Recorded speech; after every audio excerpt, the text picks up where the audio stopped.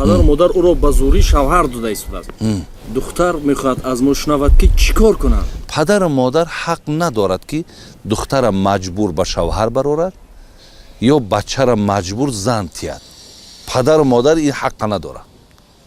яъне дар интихоб фарзанд худаш соҳиб ихтиёр аст.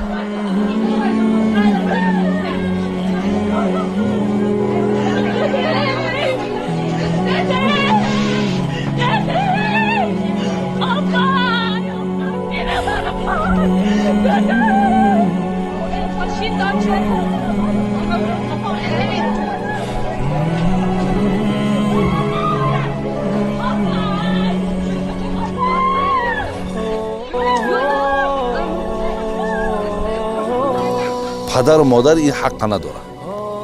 яъне дар интихоб фарзанд худаш соҳиб ихтиёр аст. дар ин сурат дирӯз ҳам як духтар бисёр гирья кард, гуфт ки падару модарам ба зӯрӣ маро шуда, ман намехоҳам, ман чӣ кор кунам? нафароне ки ҳастанд, хусусан занҳо, чӣ гуфтанишон доред? дар ин ҳолат афтоданд, чӣ кор кунам? ҳамин падару модар мехоҳад ба зӯрӣ ба писари дӯсташ тиҳад, ба ягон бойбача тиҳад, аммо духтар намехоҳад, чӣ кор кунад? инҷа агар ба шарте ки агар шарти қон агар гӯем аз нигоҳи шариат, бештар ҳамаи корои мо аз нигоҳи шариат қатъи мебинанд. аз нигоҳи ман дунявиша намедонам ки духтарои мо аз нигоҳи дин дар қонуни оилаи мо чӣ гуна аст. ҳақ дорад бе падару модар ё ҳақ надорад ча намедонам, лекин аз нигоҳи дин духтар да ҳақ надорад падар ва модар ки маҷбур нафареро гӯяд ана ҳамин каса ту бояд бо ин зиндагӣ кунӣ, хоҳ бача бошад хоҳ духтар. ҳақ надорад. ин ҳуқуқа аллоҳ ба инҳо додагӣ нест. барои ҳамин бин мо ҳадис дорем мегӯяд ло тоата ли махлуқ фи маъсияти лхолиқ. вақте дар коре ки иҷозати холиқ иҷозати махлуқ мешаваду лекин холиқ дар ин розӣ нест, мегӯяд махлуқа итоат накун. зеро чизеро ки худо медонад махлуқ намедонад. падару модар мақсадеро ки онҳо доранд фақат мақсади худшона медонанд. хоҳиши духтар дар пеши падару модар ҳеҷ арзиш надорад. намедонанд ки ин хоҳишай ки зиндагӣ ранг мегирад, зиндагӣ зебо мешавад. бисёре аз нафарҳое буданд ки манам мисли шумовори муроҷиате ки боз дар ман мешавад. диловарҷон шумо бо ман бошед мебинем боз ҳаст мақсад духтарое ки мегӯянд хотири падару модар ман шавҳар кардум, вале аз ки дилам ҳамина дӯст намедошт, муддате баъд ман аз ин ҷудо шудам.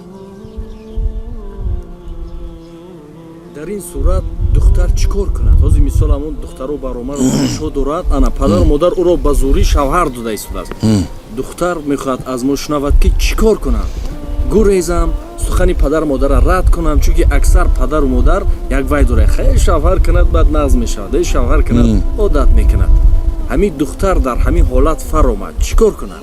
дар ҳамин ҳолат вақте ки бинем ки ман гуфтам ки дар дин иҷбор кардан нест, маҷбур кардан нест.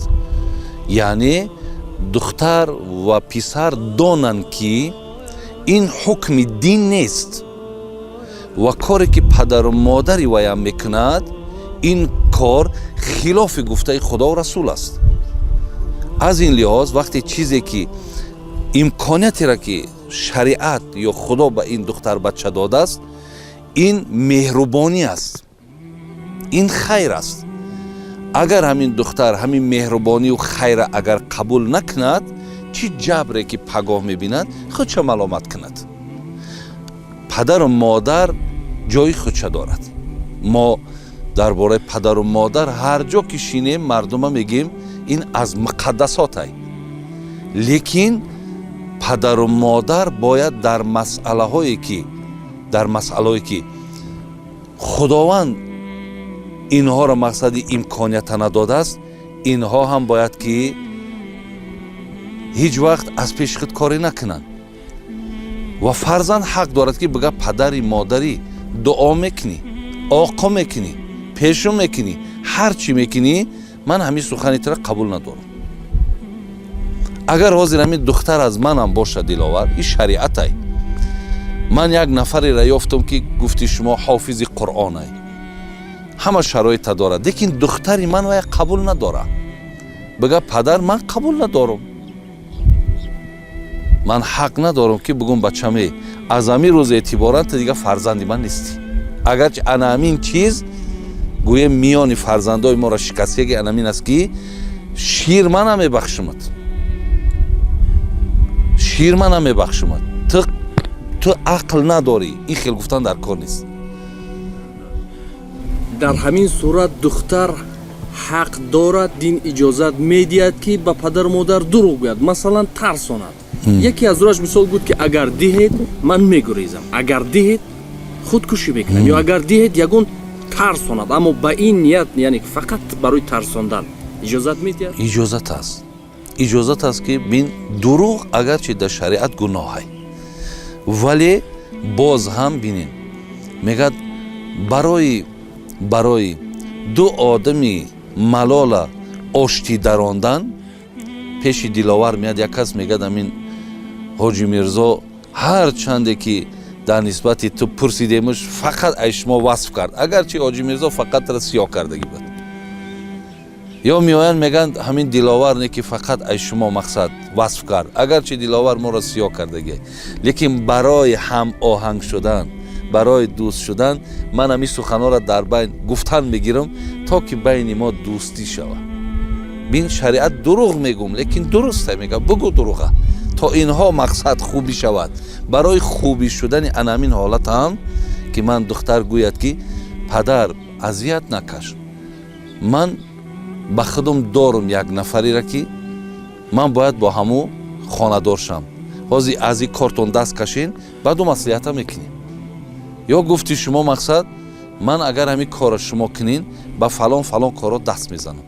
барои пешгириш бисёр хубай. Бисёр хуб. Падару модаре ки нафаҳмад, баъд ин масъалаҳоро матраҳ кардан дар кор. Лекин худо кунад ки падару модаро бо фаҳм бошанд. чил падару модаре ки дили ту ба зиндагии фарзандат намесӯзад. ҳамин сӯхта най. Ту бояд ҳатман фалониро бигирӣ. Барои чӣ? Барои чӣ? Барои чиша вай медонад, падару модар медонад, духтар намедонад.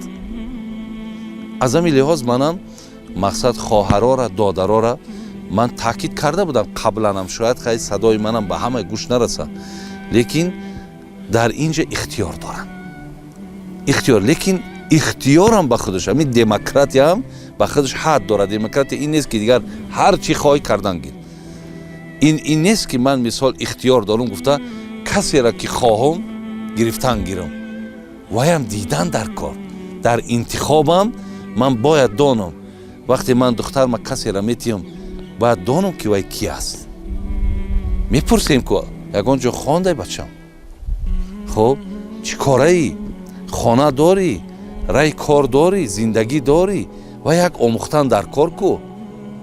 ин хел бурда дасти ҳар кас нам, вале ҳамун хоҳише ки духтар дорад мегӯй майлаш бачам.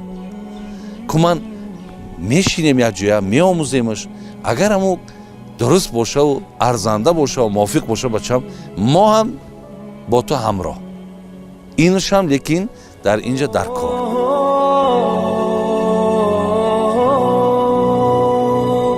як рӯз гуфт тасодуф ҳамин гуна ҳамин чашмаки ман чашмаки ту бинам ки ҳамсарам баромад, навакун зан гирифтан, ҳамин пойпӯшиҳояшро гирифтам, мегӯд наздаш мондаму сар бардорам, гуфтам ки аз онҷо модарам дид.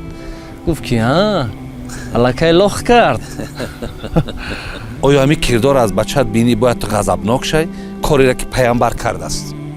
инҳоро садқаи номи модарӣ кунад. аксари занҳои шавҳардор бениҳоят зиёд аст. яъне бениҳоят ки шуд шумо тасаввур кунед шумораша. ба меҳри шавҳар зор ҳастанд. диловар дар сари меҳрубонӣ меравад. як қошиқа қати морожениро мегирад, даҳани зан шуда мемонад. ба ҳавас тамошо мекунем, мақсад меро мебинем. бо мумкин баъзеҳомо нафратам кунем, бигем пайғамбар мегӯяд як мавиза агар дар даҳани зан мардак ба дасти худаш монад, беҳтар аст ки аз ҳазорҳо маблағ дар роҳи худо садақа мекунад.